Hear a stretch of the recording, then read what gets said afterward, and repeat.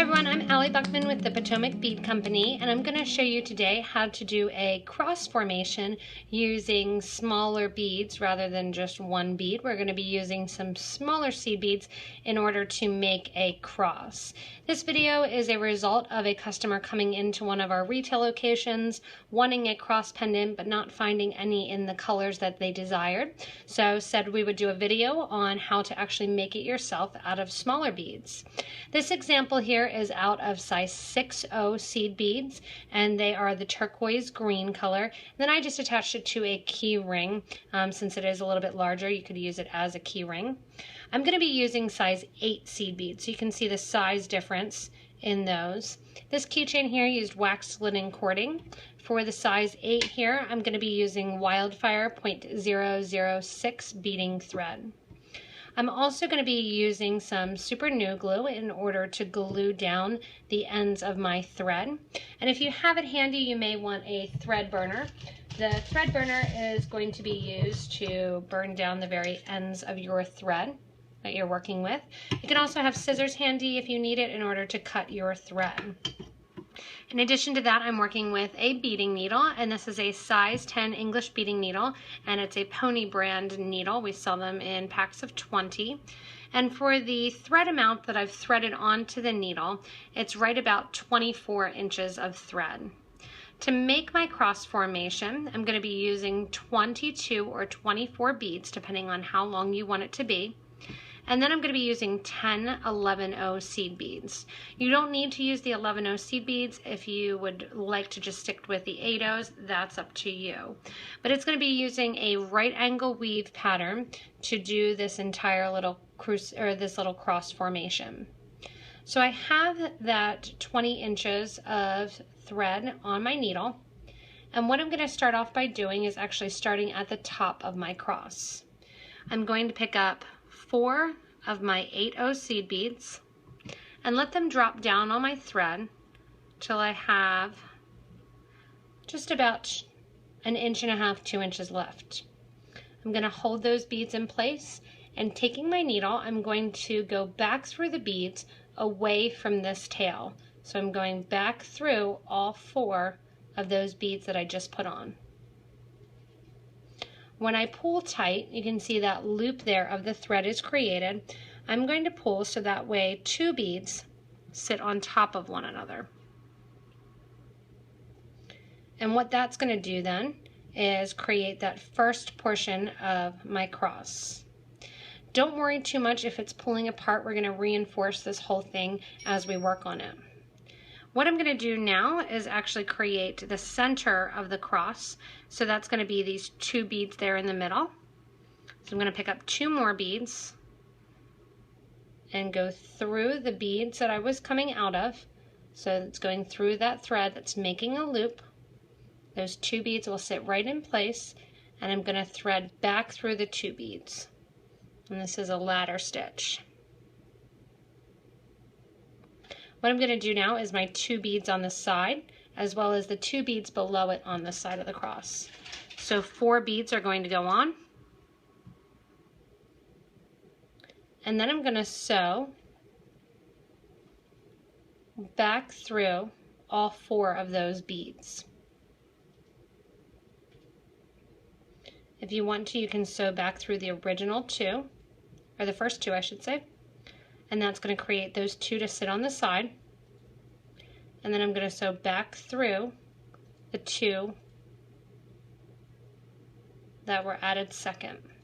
So that's going to get those beads right there on the side. What I'm going to do next is do the center grouping there. So there's 2 beads there, and we're going to attach this all together by going back through those 2 beads at the bottom of the top of the cross, hooking that all together, and going back through the 2 that we were coming out of. So still doing that same little ladder stitch. And that's going to get those 2 there on the side, creating a little bit of a L there, backwards L. Now I'm going to do the other side here of the cross by putting on 4 beads, sewing back through that third row of 2 at the top of the cross. When I pull, it should pop those down into place. And then I'm going to sew down through the middle 2 at the bottom. And that's going to hold that in place. So that forms the top and the sides of my cross formation. Now the bottom is easy. I'm just going to add 2 more beads. So back through the middle 2 beads from the bottom row, coming out in a round formation, and then sew back through the 2 beads that I added. I'm going to continue doing the same thing. Adding 2, sewing down, making a loop, going back through the 2 beads that I just added, and I'm going to go 1 more length down. If you want to, you can go even a little bit further. You could also do this 3 wide rather than 2, that's up to you. I'm going to go back through. If you want to, you can make your cross a little bit longer by adding another row. I'll show you what that looks like. And that would be 24 beads. And that creates a little bit longer of a cross design. Since I have them on there, I will keep them on. And what I'm going to do now is sew back through my project. So I'm going back through, zigzagging through the beads. And what this is doing is reinforcing the pendant. When I get to the middle here, I'm going to go back through the 2 bottom there in the middle, and then I'm going to come out the whole way to the side. So I'm going through 1, 2, 3, 4 beads through the side. I'm going to go over to this side here, grab the 2 on the end because I'm bringing my needle back around towards the middle, and I'm going to come out the middle 2 at the top of the crossbar. I'm going to sew back through the next row up then, and that brings my threads to the same side. I'm not going to worry about tying a knot yet because I'm going to do my clasp.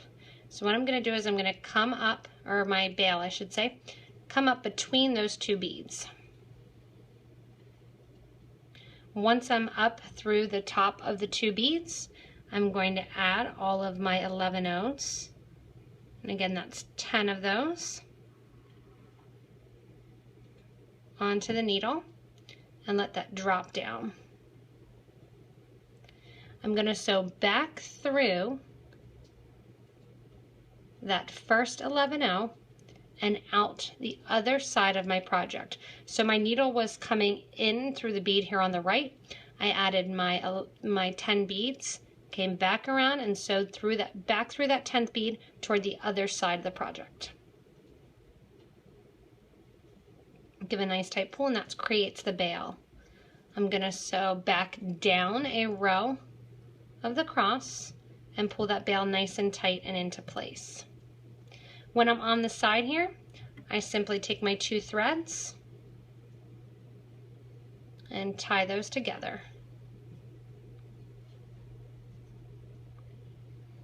Once you have those thread ends tied together, you're going to take some super glue glue, do a dab of glue on that knot there, and let it dry a little bit. Once it's dried, I'm going to take my thread burner, burn through those threads, and then burn them down. And smoking a little bit because it's still wet. And I'm going to burn that down a little bit more so it's not so far off to the side. And there I have my little cross pendant out of 8 OC beads. Again, you can make little charms out of these. You can make them the length of 3 at the bottom or 4 at the bottom. That's up to you. If you want to do it in 6 OC beads, here's the 6O version. You could do it in 11, and that would be a little charm for a bracelet. You can add them to keychains. You can add them to zippers. These here were designed to go on just a necklace. So I could take a actual necklace form here or a cording and just take the cording and put it on right through that bail and create a necklace. And put it on a chain. And you can make them masculine or feminine based on the colors that you choose. But it's a quick idea just to create that cross out of smaller beads. Hopefully it also sparks your imagination that you could do different shapes as well as just the cross with smaller beads, that you can build them together. So hopefully you guys have an idea going on. Maybe you'll make your own version of this and your own pattern. You can also decorate it on the side with smaller seed beads and really kind of go to town with it. But this is a very simple version to get that simple cross shape. If you like the video and want to see more videos, you can subscribe to our YouTube channel. When you subscribe, you'll get updates when we post videos, project updates, when we post new product information. So definitely go ahead and do that. You can also follow us on Facebook and check us out online at PotomacBeads.com. When you're at PotomacBeads.com, you can check out the locations and visit one of our stores to take a class or to gather materials in order to do projects like this, as well as many more. If you can't get to one of our stores, you can always shop with us online. And you can also show more under the details of this video to get links to all the products that were used in the video. Thanks a lot for watching, everyone, and happy beading!